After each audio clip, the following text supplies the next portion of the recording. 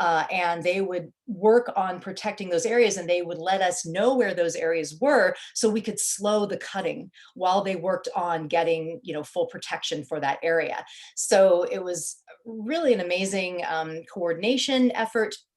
We would blockade roads with what they call black bears. They were these metal sleeves that we would lock into and all sit in a circle. There were tripods where we would put up these 20-foot poles, 3 poles together, and then an activist would scale up and sit at the top.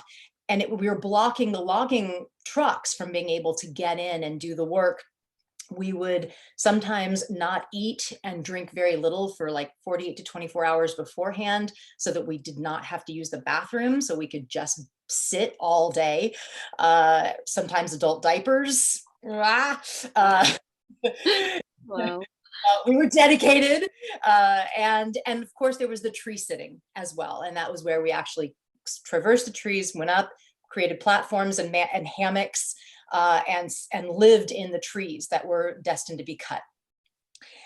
So I actually did a tree sit for 2 months. I was up for about 6-7 weeks, where there wasn't a platform, it was all a hammock, just a large rope hammock between 4 trees.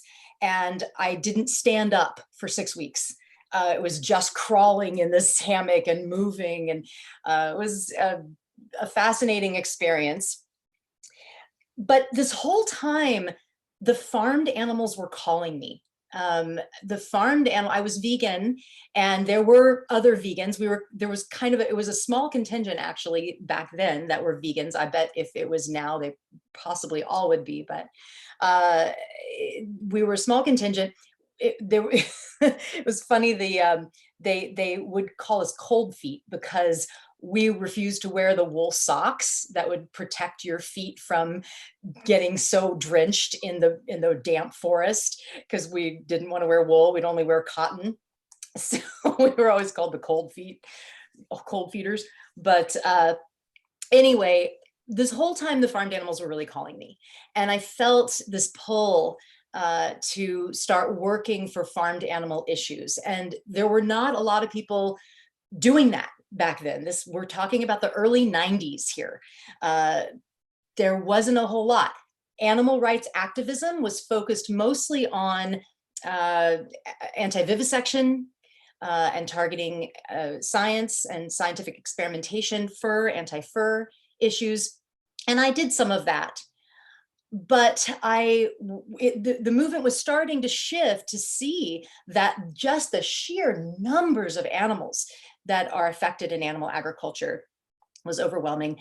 The suffering they endured was just awful, out of control. So I decided to take some of these tactics that were being used in the Earth First movement and bring them down to more urban areas.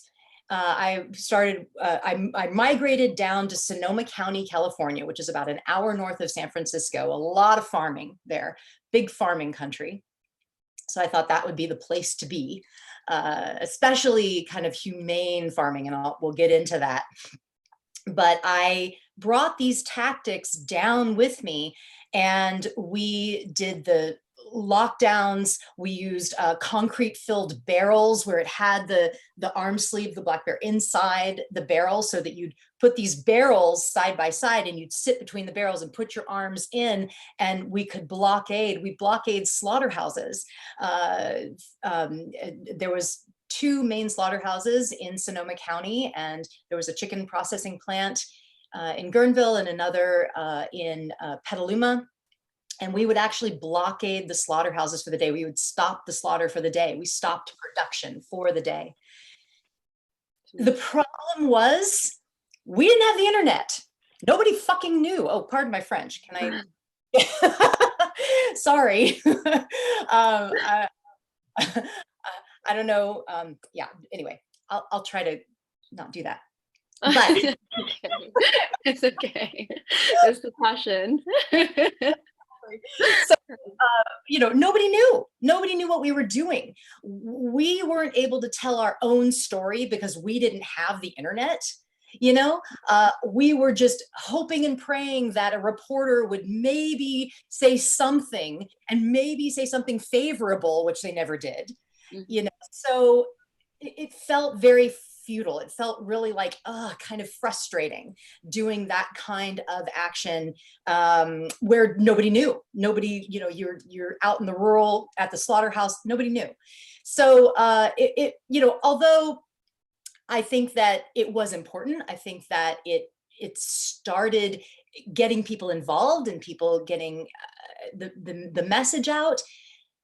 However, you know, after 14 arrests, I decided to kind of shift more, and this is getting into the 2000s now, more into vegan education, tabling, leafleting, those kinds of things that a lot of us were doing, realizing that we needed to go directly to people, tell them what was happening, hand them a leaflet. And I think that, you know, I mean, I don't regret at all doing the direct action we did. I think it was, you know, really powerful and really important. But I envy the activists today for having the internet and being able to really tell your story in the streets. We didn't have that back then. So I'll pause now and see if you want to go in a different direction, or if you want to hear more, or I don't know what.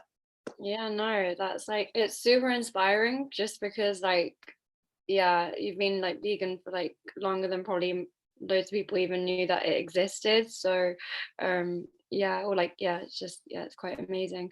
And yeah, and also to just hear like kind of like all the techniques, you know, some of that stuff, like, yeah, we try to use that in like our own protests or actions and stuff like that. So it's also really nice to like hear like the legacy behind it. And yeah, so thank you. Just I wanted to also, well, touch up back, come to your book. So The Ultimate Betrayal. You talk about like a humane hoax in there. So would you be able to kind of explain the concept of what the humane hoax is, and like what kind of inspired you to write your book? Yeah. Yeah, so being in this for as long as I have, I started seeing a shift in the industry, in labeling, you know, and really, I feel, and I'll take some credit for this, is that I think it was the work that we were doing, of course, reaching out and exposing the horrors of animal farming. So people were starting to ask questions, consumers were getting a little more concerned about things. And so there started being a shift in the market. You started seeing labels like cage free and free range and things like that. And this was about 2011 that I started doing the research. I thought, you know, I'm going to look into this. I want to see what's going on with these labels, and if it's really better. And when I went into the research and went into writing the book, honestly, I thought that I was going to be saying things like, oh, well, you know, free range is better, but going vegan's best. Or, you know, grass fed's better, but going vegan is best. I honestly thought that. I was fooled. I was duped by the hoax, as everyone else is. Looking deeply in, I realized that is not the case. And I never said that in the book, because it's not the truth. The truth is that there are inherent cruelties in the industry that any producer, they can't circumvent and still create a profitable product. I mean, there are things that are the worst of the worst things, the things that the reasons we're vegan. You know, the baby chicks that are killed in the hatcheries by the millions, the little baby males that are killed in the egg industry. That still happens for all the egg laying hens that are labeled cage free or free range, or, you know, anything, any of these labels. They still, the farm, they can't profitably hatch their own chicks, so they're sourcing from the industrial hatcheries. Separation of families. they have to take the baby calves away from the mama, the mother cows in the dairy industry. That doesn't change, no matter the label. If it's organic or certified humane, it doesn't matter. They still take the babies from the mothers, which causes so much psychological trauma to both the cow and the calf, being separated like that. What does a calf, what does a calf want? They're scared, they don't understand, they're frightened, they want the love and comfort of their mother, and that's completely denied in all dairy. So there's these inherent cruelties. There's the confinement doesn't really change. The mutilation of their bodies and painful mutilations without anesthesia, that doesn't change. There's the slaughter at a very young age. They still go to slaughter in just a fraction of their lifespan. So all these things that are the reasons that we're vegan, the reasons that we're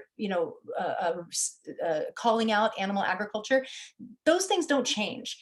The changes are very minimal.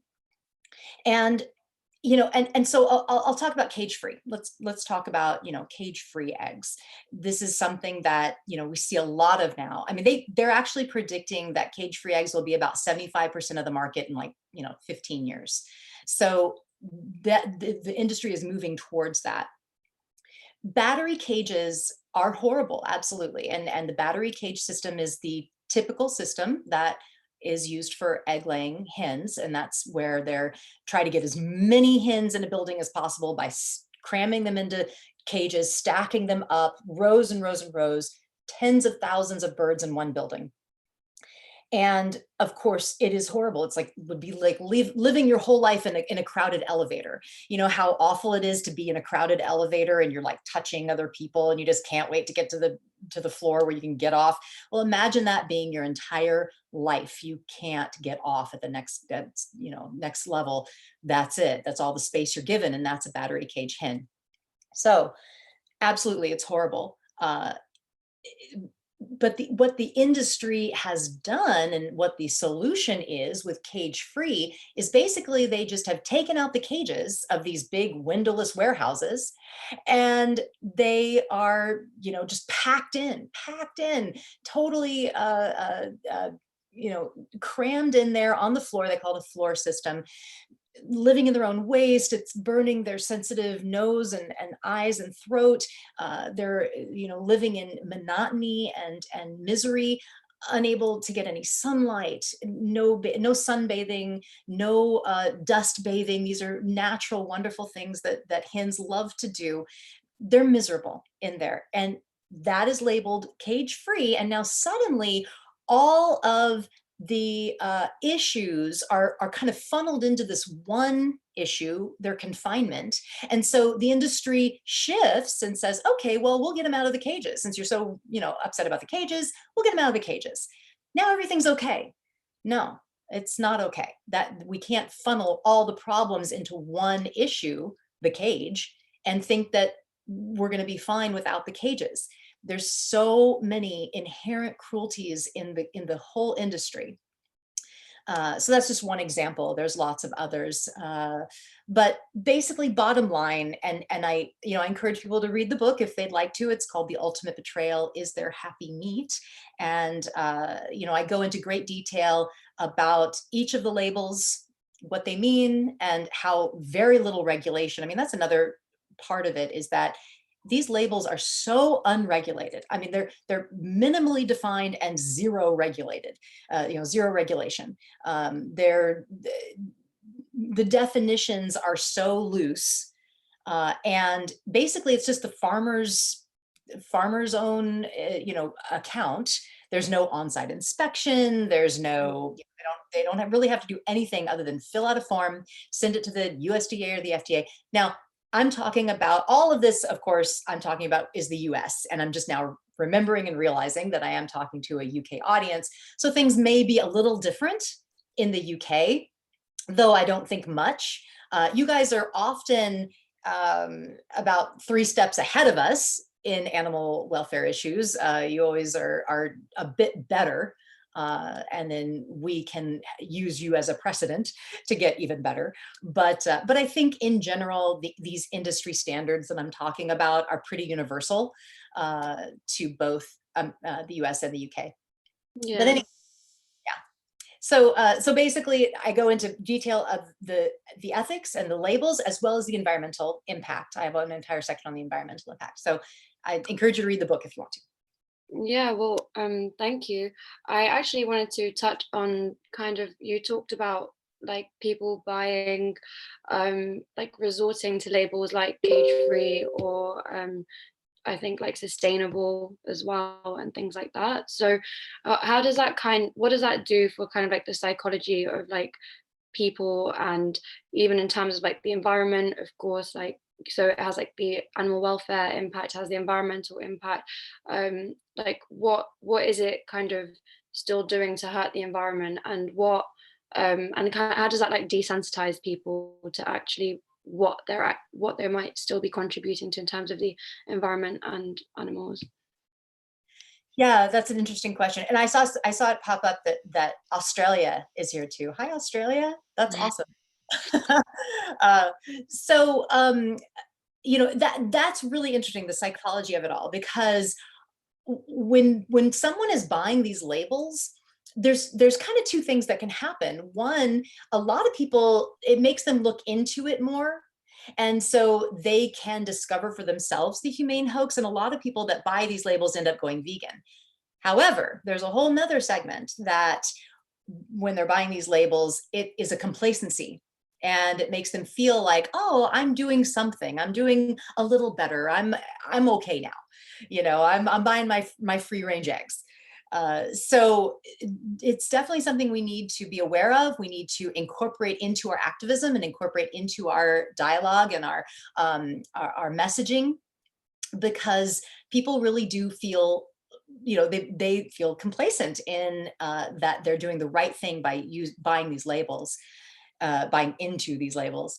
So, but the environmental aspect is really important too. And there's certainly a part of the humane hoax is really greenwashing. The labels like sustainable and organic and even free range. People think that that's somehow better environmentally, and it's certainly not.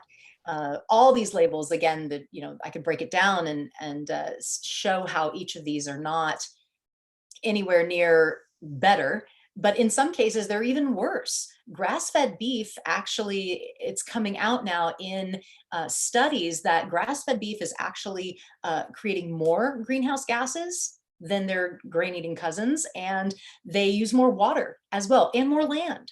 So it's actually can be worse for the environment, and it's so just ironic, because that is why people are buying these labels. They think it's more environmental.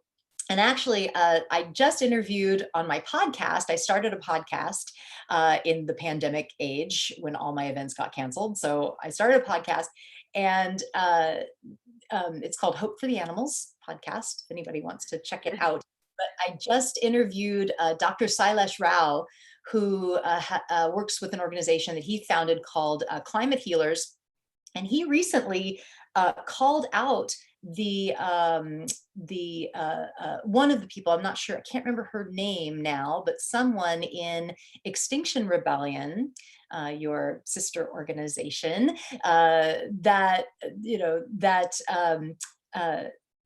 they were promoting, unfortunately, sustainable and rotational grazing, holistic management grazing. There's a lot of different names for the new grass-fed beef, and it's really unfortunate, because it can be even worse than a CAFOS, because numerous reasons. First of all, you've got to have numerous acres of land for a very small amount of animals. So if you're moving them from pasture to pasture, this rotational grazing, where supposedly it's not as impactful on the land, then you've got to have numerous acres. And so, what's going to happen? Are farmers going to have to just clear that land? You fill in the wetlands, cut down the trees to be able to accommodate the space for all this rotational grazing, plus all the fencing that goes in is disruptive to wildlife migration. There's numerous issues with rotational grazing or holistic management grazing, all these terms for new ways of doing fed beef. And ultimately, if you look at the science, it just doesn't hold water. The science, there's been numerous studies done over the last few decades on this form of grazing animals. There's been studies done in numerous different areas, different precipitation zones, all kinds of different ways that they have studied it. And ultimately, the majority of the studies have said, the majority of the science says, it's no better. It's no better, and it can actually be worse. So ultimately, if we really want to, curb climate change immediately, and we need to do this fast, no, we can't find some other way of doing the wrong thing. No, transitioning to a vegan world is really what's going to bring about the quick climate change action that we need. Yeah, thank you. Which is, yeah, exactly what we're trying to strive for, a plant-based system. And yeah, I think it will definitely happen with all of this energy. I did also just wanted to ask, you mentioned like your podcast, which actually I feel like lots of people, like including myself, it gets a little bit difficult like during this lockdown period, feeling a bit like helpless sometimes, or feeling like you're not able to like actively like do something, and obviously it's been quite a long time, so that can often get people quite down. But like what are kind of maybe the ways that you've been remaining active during this time, so that you are still promoting like the end of animal agriculture and like a transition towards a plant-based food system? And like, yeah, what would you maybe have for like others as well? What could they do during this time?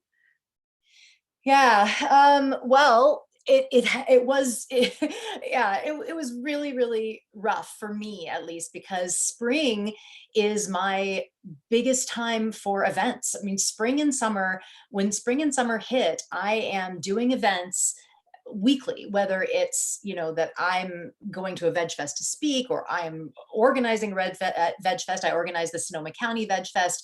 I also organize Berkeley Earth Day. I organize the Conscious Eating Conference, and then amongst all that, I'm speaking at numerous places and flying to different parts of the country to speak. And that all just like went whew, shut down. It was bizarre. It's been a very bizarre spring. It's like the first spring in 30 years that I'm not out in the community doing events and activism. So it was hard for me at first. Honestly, I had a hard time figuring out what to do, what the heck to do. And I talked a lot with United Poultry Concerns, my, the group that I work with, and also Compassionate Living, my local group. And, we, I decided to do a podcast for numerous reasons. I'm not very technically like good. I'm kind of technically challenged, I'm in my 50s. So that's, it's harder for me. It doesn't come easy for me. However, I felt that I'm a good speaker, a good host. I thought, well, maybe I can do this podcast thing. And I love podcasts. I personally love podcasts because we're always staring at a screen. Everything else, almost every other form of activism that I had to choose from with the lockdown, with the internet, is staring at a screen. You're either reading an article, watching a webinar, watching a video, whatever it is. podcast is the only time that I can put in my headphones and go take a walk or go out and garden for a bit. Or, I really like that. I like that break from the screen. So I'm really into podcasts. So I thought, well, okay, that's what I'm going to do. And I'm just going to figure it out. And I, thank God for YouTube tutorials, because I taught myself basically how to audio edit and all of that. I'm getting guests, and I have a few episodes now. hopefortheanimals.org, hopefortheanimalspodcast.org, hopefortheanimalspodcast.org. And I'm trying to get that going. And it's really awesome because you can edit out all the ums and and all sound great. I love it. So yeah, so really into the podcast. It's tough. I mean,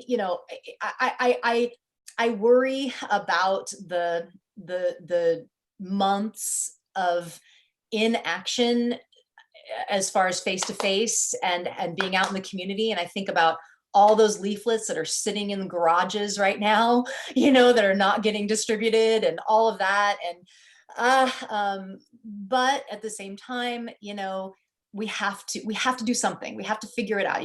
The animals, the slaughter hasn't stopped. The suffering hasn't ended. We have to figure out something to do. And so I got over my fear and I just went for it. And I encourage everyone to do whatever we can, get creative, figure it out. We've got to continue the message. Yeah, thank you.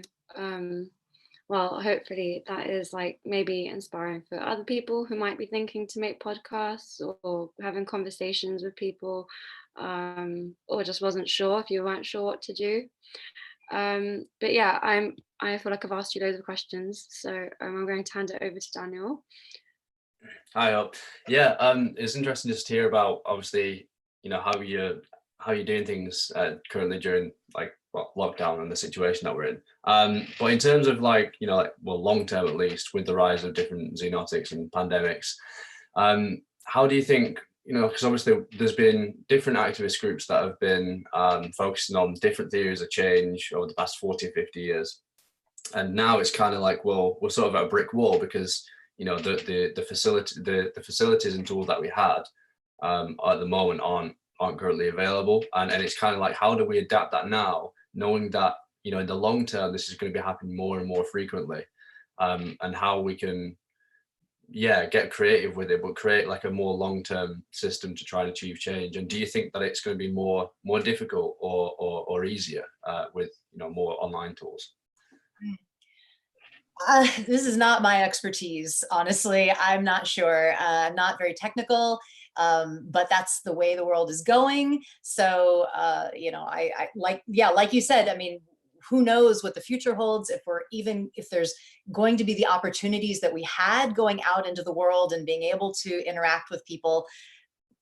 I mean, I think we do need to shift a lot to being online and to figuring out how to do things differently.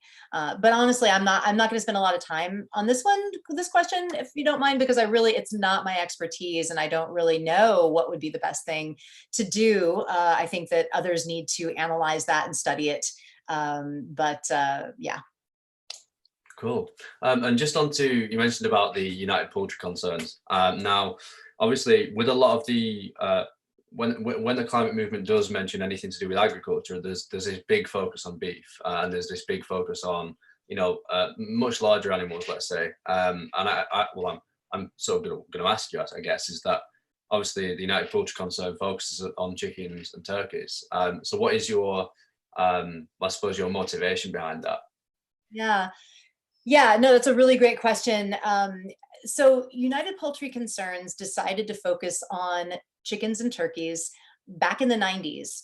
And, when Karen started the organization, she had people telling her, we can't get people to care about whales. How on earth are you going to get people to care about chickens? And her response to that was, well, even more reason to start an organization for chickens then. And I'm so glad she did. And it's still going strong 30 years later. So so there's twofold things. You were asking about the environmental impact, and I'll start with that, and then I'll get into why I think it's ethically important to focus on chickens. But environmentally, it's very frustrating, because if you hear anything from environmentalists about animal products, which is rare, it's getting much better now, and I hear it so much more now, and I'm so grateful. Time magazine had this spread just the other day about, you know, what you can do, and reducing and eliminating meat was like right there, and I was like, yes, all right, we've come so far. So that's great, but it's not enough, and unfortunately, when they break it down and you do hear about what kinds of animal products to avoid, you're right, often it's beef. Beef gets the worst rap. Beef, beef, beef, it's terrible. You know, switch to white meat, right? And the unfortunate thing about this is that when you're comparing different animal products, so, you know, beef may be up here, but, you know, there's other, chicken may be here when you're talking about in terms of climate change, but water use, chicken meat and egg production actually uses more water, incredibly much more water than beef. So it's not all necessarily about climate change. There are lots of environmental impacts. And then, so you're up here with, you know, comparing beef and chicken and comparing beef and pork and stuff. And then, well, okay, let's throw in plant foods. Let's talk about comparing to plant foods. Oh, we're way down here. Okay, the impact is so much lower. The impact is incredibly much lower. So, you know, what we need to be doing is not just shifting a little, you know, to something that's slightly better, maybe. No, we need to, you know, reduce our impact substantially and take it down to vegan, down to a plant-based diet. And also another issue with chicken that is a real problem is the pollution of waterways and our groundwater. So what happens is in chicken farming, in the barns, they use, this is for chickens that are bred for meat, as well as the parent flocks that are creating the fertilized eggs for the hatcheries.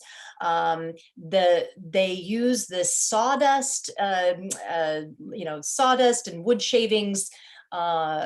Litter is what it's called, this litter on the floor. And so there's this, you know, acres and acres and acres of litter, and it gets built up with, you know, waste and gunk and dead animals and all kinds of things. And they just scoop this litter up and dump it on the farm somewhere. And it pollutes the groundwater, goes into our waterways. I mean, this is why there is so much pollution around chicken farming in Virginia and other places from the litter waste. And dead animals, you know, just they'll, you know, we've been talking now about the culling and depopulating and euthanizing, these very sterilized terms for basically killing, you know, tens of thousands of birds in one shot for the pandemic. Well, that happens all the time.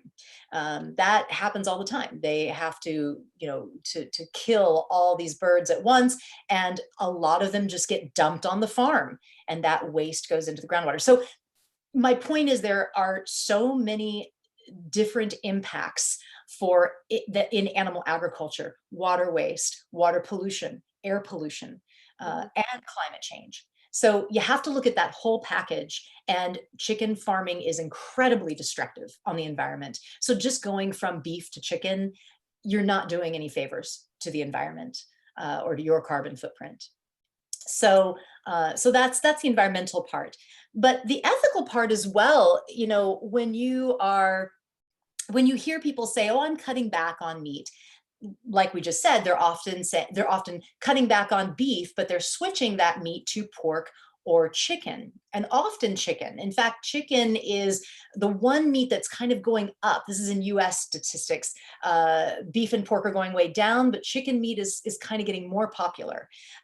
And the problem there, well, of course, there's a lot of problems there, but one is that chicken's bodies, their little bodies are so much smaller, so that you have to kill so many more souls to feed the same number of people. For every one pig that's killed, 60 chickens are killed. For every one cow that's killed, 100 and something like 120 chickens-ish are killed. So many more little souls. So it was people that even think, well, oh, I want to be more ethical. I want to do better. So I'll switch to chicken. You're killing more animals by switching to chicken. And then when you poll people about their feelings for animals in general, like what animals they feel are more intelligent, what animals they feel have more emotional capacity, those kinds of things. When polled, they will say dogs and cats. Oh, dogs and cats have the most emotional capacity, have the most intelligence, right? Well, we know these animals. That's why. They've been in our lives. We know these animals. We know that they can suffer. We know that they can be joyful. So we think that they are the most intelligent. Cows and pigs come somewhere next. Chickens are always underneath that, thinking that they have less capacity for emotion, are less intelligent, and they're only higher than fish on this kind of, level and scale of what people consider intelligence and emotional capacity. So there's, I think, something in people that they think, well, chickens don't suffer as much. Chickens, they don't know what's going on. This is all so false, so untrue. Chickens are amazing creatures. And what we've learned scientifically about the avian brain just in the last couple decades has been amazing. I mean, they are depthful in their intelligence, in their emotional capacity. They form friendships. They can be deceiving. There's a lot going on in these beautiful animals, and to think that well, they don't know what's happening to them. It's so not true, and you know it when you go to a sanctuary and these chickens get rescued from these horrible places, and then they come to a sanctuary. Suddenly they just come to life. They, their little personalities come out, and some of them are just joyful and want to be with people. Some of them are more, they're individuals, and we really need to focus on them, because they're 97% of the animals that are killed for meat, dairy, and eggs.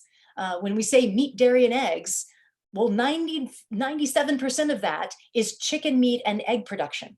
So we have to focus on the chickens. They need our voices. They need our help. They need us to tell their stories and to talk about them as much as we can. Awesome, thank you, Hope. And I suppose on that note, like in terms of for a long time, it seems that we can just never find a good way to translate the science to something that the public can actually digest, and it can be quite difficult to find a balance of providing the facts, but also doing it in a positive way that people welcome. So I suppose maybe it's not something that you can answer, but I suppose maybe that's where things have been failing, is like the communication of the science and not actually translating into policy and legislation. So how do you think, in terms of the scientific evidence that we've got, that can be communicated in a more digestible way for people? Always the question. And academics get really frustrated with this. I know my husband is an academic, and he gets into it thinking he's going to change the world, and then nobody listens to the to the papers. But so I would say that science is important, and I think that we do want to talk about the studies. But what's even more important are stories and the animals themselves. stories of the animals themselves, working with sanctuaries to get those stories. You know, there's kind of a debate. I don't know if there is same in the UK, but there's certainly a debate in the US because there has been such a flux or there's so many sanctuaries now popping up, lots of sanctuaries, micro sanctuaries, and lots of sanctuaries that are rescuing animals. And the frustration is that, you know, well, you can only rescue so many. Why don't you put that energy into vegan education? You know, and I get that. I understand that argument. However, if it's someone's passion to do this farm sanctuary and that's what they're going to do, and they probably wouldn't be able to do vegan outreach, then let them do it. But get the stories. I mean, this is where we can meet the animals, where we can know the animals, where we can get these personal stories of rescue and rehabilitation and personalities and all of that. So at UPC, we have a sanctuary for birds. There's over 150 resident birds that we've rescued. So we have their stories. I think it's really important to individualize, personalize the animals. When you're talking about stats and studies, and it's important too. I don't mean to not talk about studies. I do it all the time because it's fascinating to me. But if you only have a certain amount of time or a certain amount of space to really get a message across, I would focus in on individual animals and their stories. I think that is what's going to touch people's hearts, because it has been proven again and again and again, not only with veganism or you know, our realm, but with marketing. And with marketing, with other larger environmental NGOs and nonprofits, when they go in and do, you know, focus groups and studies, and we've learned again and again and again that it's not science and numbers that get people to make change and make personal change. It's emotion. They have to be touched. They have to feel it. So we've got to get them to feel the animals suffering and to feel their stories and to feel their joy at liberation and when they go to a sanctuary. So it's really important to tell animal stories, I would say. Brilliant, thank you, Hope. And yeah, I suppose just some feedback from myself from that is absolutely. I think that you know, if people can relate to a story, no matter how simplistic, it's like that's what gets people engaged, and people have been engaged in stories since the beginning of time. So, and that's how we've learned.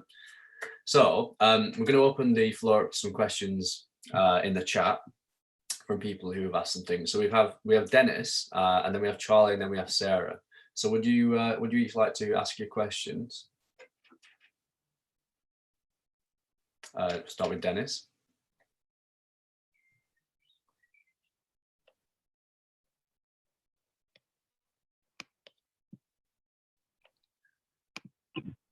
Hello, could you hear me? Oh, good. Yeah, I can. So whenever I try to open and discuss the